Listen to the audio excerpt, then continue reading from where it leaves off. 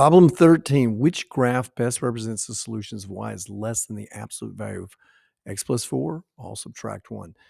Now, if we're doing this by hand, we are going to look at going to Desmos and just plugging that equation in, and we'll have the answer. So it's sort of a gimme. But let's say we don't have that, and we got to figure this out. The key is we know that everything shifts from the center. So whatever we do to the x, which way does it move, left or right? Well, if we add 4, it moves the opposite of what we think. It moves to the left. And actually, every one of these graphs, you'll notice, moves to the left. And then this piece is going to move it exactly like you would think, down 1. So we know its vertex is at -4, -1.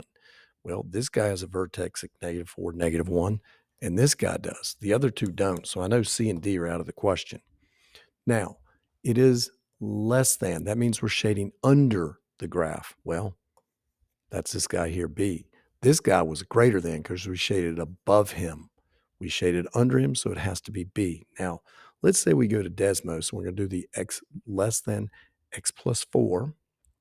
I just want to come here to the graphs. I want to go to the keyboard and say y is less than. I want the absolute value. Well, I can get absolute value right here.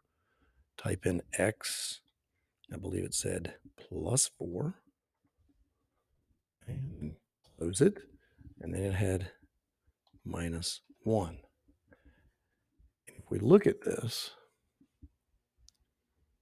right here, we have it. That's -1. There it is. It's under it. Looks exactly like ours. We could maybe pinch it a little bit to make it look more like what we saw, but there's your solution. So I could go to Desmos even to get my answer.